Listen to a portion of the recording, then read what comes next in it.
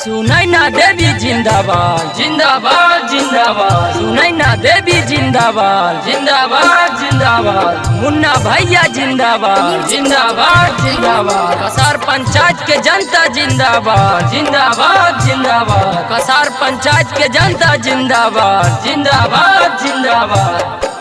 भैया की ना खारा गली गली सो रहाई ना। भैया की ना खारा गली गली सो रहाई ना। जनता की न खाजी ताबेल तबा तोड़ खिनना। जनता की न खाजी ताबेल तबा तोड़ खिनना।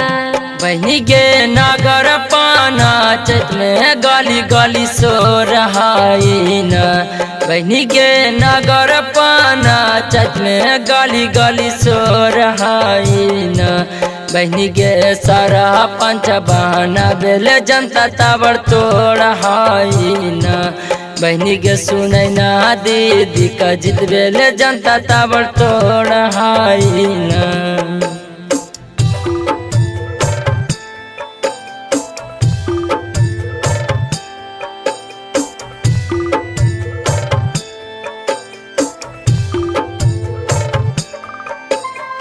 अंशु रिकॉर्डिंग स्टूडियो मोहली चौक।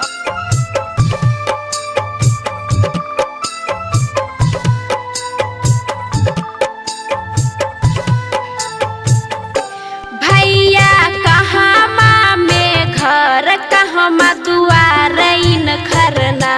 भैया कहाँ माँ में घर कहाँ माँ दुआर इन खरना। कवन कमा करा हखिन जे जाना है सुनैना न माना। कवन कमा करा हखिन जे जाना है कई मुन्ना न माना। बहनी के महौता में दीदी के गाँव घर है न। बहनी के महौता में दीदी के गाँव घर है न। देहखिन गरीबन के सास सुनैना दीदी नाम जानथिन न। देहखिन गरीबन के साथ मुन्ना भैया नाम जानथिन न।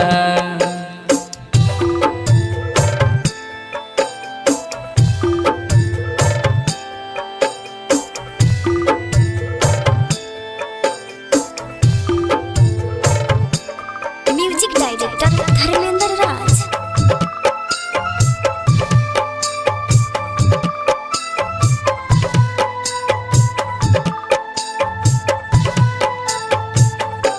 भैया सुनली की सुनैना दीदी झंडा गाड़ देथिन ना।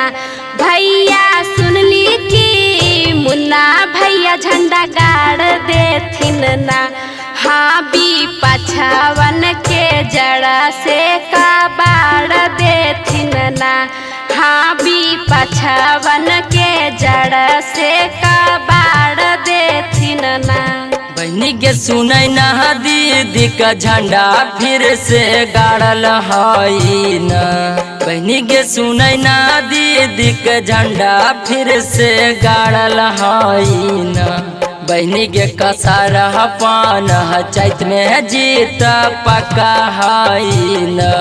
बहनी के कसार पान चैत में जीत पक्का है न।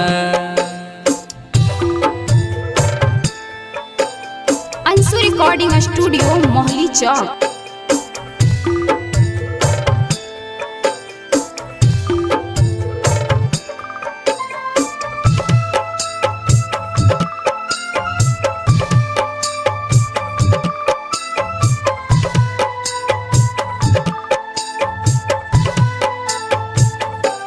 भैया बोटा काटा बानू ढेरा झूठे नाम करतैना। भैया बोटा काटा बानू ढेरा झूठे नाम करतैना। दू चार बोटा खातिर नमा बदनाम करतैना। दू चार बोटा खातिर नमा बदनाम करतैना। फिर से भी पछावन के धुआं धुआं छूट जैतै ना। फिर से भी पछावन के धुआं धुआं छूट जैतै ना। मन में बढ़ल है घमंड जवन टूट जैतै ना। फिर से सरपंच में सुनै ना दीदी जीत जैथिन ना।